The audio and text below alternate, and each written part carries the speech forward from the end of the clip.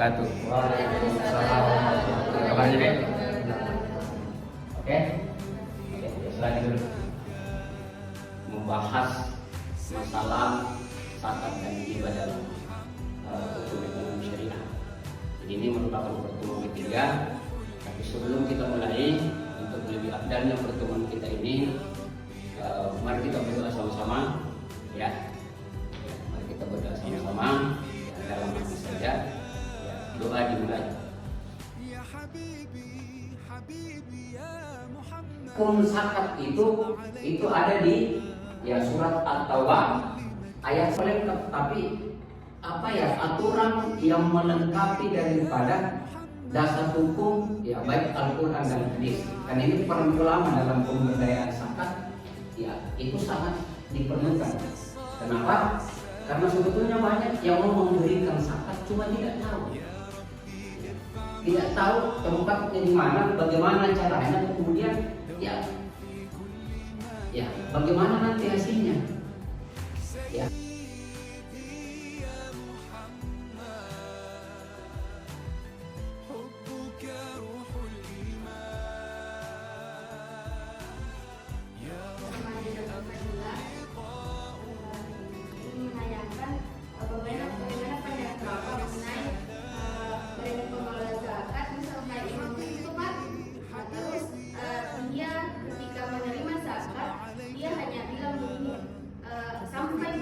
sampai niatnya, tapi zakatnya tidak berupa beras, dia tidak mengambilnya atau tidak mengelolanya. Kayak bilang sampai niatnya, tapi zakatnya tidak diambil atau tidak dikelola. Niatnya sampai niat, tapi tidak barangnya itu atau zakatnya itu tidak dikelola, tidak diberikan kepada masyarakat. Cuma berniat saja, tapi barangnya tidak ada. Ada barangnya, tapi pengelola zakat tersebut tidak mengambilnya sampai karena mereka bingung untuk membagikan kemana zakat tersebut. Ya, makasih.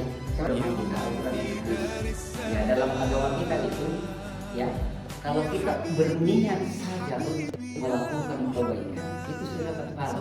Iya, bisa dengar ya? Berniat saja untuk melakukan kebaikan, itu kita sudah dapat pahala. Apalagi kalau kita laksanakan kebaikan ini. Ya. Tapi idealnya niat disertai dengan realisasi dari niat kita. Ya, disertai dengan realisasi dengan niat kita. Ya, kemudian dia takut ambil karena mungkin tidak tepat sasaran. Ya, makanya ada pengelola di situ. Bertanggung jawab di situ pengelola. Ada pengelola paling tingkat bawah, itu yang saya katakan tadi, amin. Kalau tidak bisa, kan ada basnas dengan las. Ada basnas dengan las. Ini salah satu kekurangan kita. Saya katakan bahwa aturan bagus, cuma realisasi dari aturan itu kurang bagus. Kenapa kurang?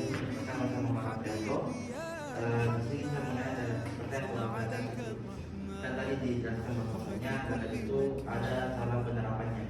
Jadi bagaimana proses penerapan yang baik dalam pelaksanaan zakat itu supaya transparansi dalam pemberian kepada masyarakat. Ya, makasih. Soalnya kan ini maksimal ini penerapannya zakat. Jadi saya biasa katakan regulasi kita tentang zakat itu tidak salah, bagus. Yang jadi masalah ini penerapannya.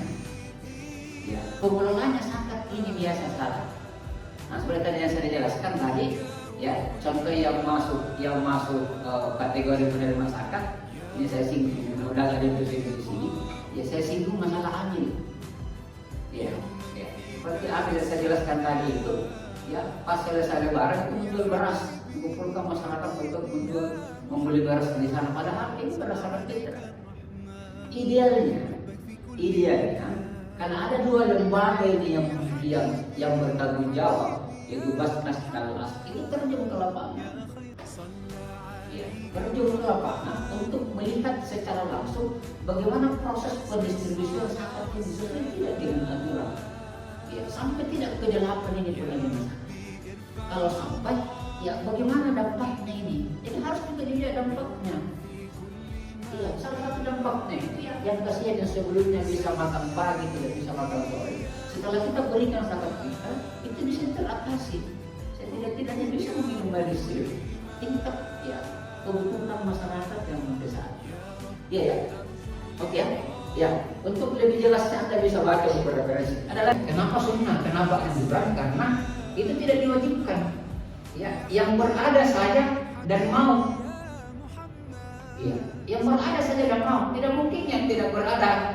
Ya, dianjurkan untuk ya membuat hibah. Ya, apalagi hibah? Apalagi nggak ada yang tak hibah? Apa? Yang lagi nih? Pemberian dengan sukarela, ya. Karena tadi pembahasan masalah zakat dan hibah, ya kita masuk ke pengertian hibah. Ya, apa itu hibah? Apa bedanya dengan zakat? Ya, hibah itu ya secara garis besarnya adalah pemberian seseorang dengan sukarela. Ya, anggaplah suatu kasus atau suatu contoh, ya. Misalnya ada orang yang berada memberikan secara hibah tanahnya untuk dibangun masjid. Nah, itu namanya hibah. Dan itu banyak yang terjadi di masyarakat. Ya, pemberian secara sukarela, kemudian syaratnya orangnya masih hidup, kemudian jelas orang yang diberikan, jelas luasnya apa kadarnya. Ya, jadi kalau tempat atau lokasi harus jelas tempatnya, jelas luasnya, jelas yang menerima. Nah, cuma yang jadi masalah sekarang, banyak tanah-tanah hibah itu yang dituntut oleh pemiliknya. Ya, walaupun itu bukan pemilik langsung. Ya, kasus ya yang baru-baru ini di beberapa masjid itu kan banyak yang tuntut di situ. Ya, banyak yang tuntut di situ karena pemilik utamanya sudah meninggal. Ya, pemilik utamanya sudah meninggal dan ini anak dan cucunya yang menuntut. Makanya sebetulnya yang persoalan hibah ini harus dibuatkan memang regulasi ya, yang memungkinkan untuk tidak ada lagi yang mengkomplain, ya tidak ada lagi yang menuntut, tidak ada lagi yang memprotes ya tentang masalah hibah itu. Ya, kemudian ya yang paling penting, insya Allah minggu depan ya sebelum kita memulai pembahasan yang selanjutnya ya, saya akan tanya ya apa kesimpulan dari pembahasan tadi ini. Ya, jadi ingat ya minggu depan itu ya kita akan mengulang ya apa-apa poin-poin penting dari pembahasan pada hari ini sehingga apa yang kita dapat hari ini itu betul-betul bisa bermanfaat untuk kita. Maaf atas segala kekurangan ya. Ya, sebelum kita akhiri pertemuan kita ini ya, mari kita berdoa sama-sama. Ya, mudah-mudahan pertemuan kita pada hari ini itu senantiasa diberikan keberkahan oleh Allah Subhanahu wa taala, ya dikasih ilmu yang bermanfaat, ya baik untuk diri sendiri, keluarga, masyarakat maupun bangsa dan negara. Saya kira ya mohon maaf ya dan terima kasih atas waktu dan partisipasi dari sekalian. Ya mohon maaf, saya demikian. Assalamualaikum warahmatullahi wabarakatuh. Waalaikumsalam warahmatullahi wabarakatuh.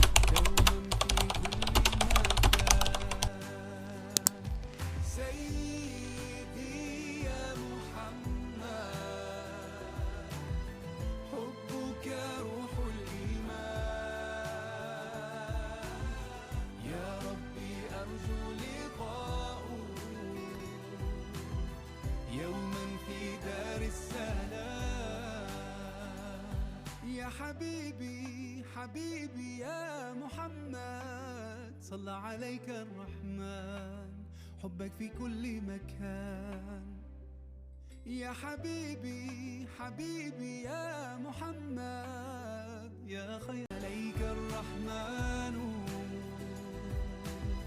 أزكى الصلاة والسلام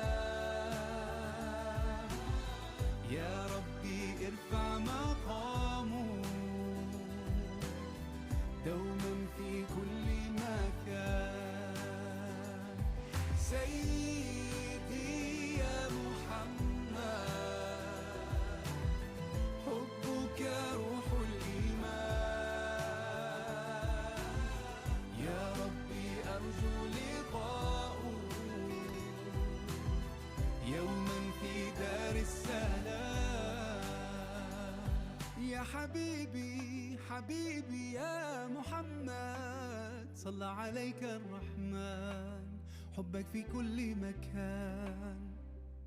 يا حبيبي حبيبي يا محمد يا خير صلى عليك الرحمن أزكى الصلاة والسلام. يا ربي ارفع مقامه دوما في كل مكان. سيدي يا محمد حبك روح الإيمان. يا ربي أرجو لقاءه يوما في دار السلام. يا حبيبي حبيبي يا محمد صلى عليك الرحمن حبك في كل مكان. يا حبيبي حبيبي يا محمد يا خير صلى عليك الرحمن أزكى الصلاة والسلام. يا ربي ارفع مقامه دوما في كل مكان. سيدي يا محمد حبك روح الإيمان. يا ربي أرجو لقاءه يوما في دار السلام. يا حبيبي حبيبي يا محمد صلى عليك الرحمن حبك في كل مكان. يا حبيبي حبيبي يا محمد يا خير صلى عليك الرحمن أزكى الصلاة والسلام. يا ربي ارفع مقامه دوما في كل مكان. سيدي يا محمد حبك روح الإيمان. يا ربي أرجو لقاءه يوما في دار السلام. يا حبيبي حبيبي يا محمد صلى عليك الرحمن حبك في كل مكان.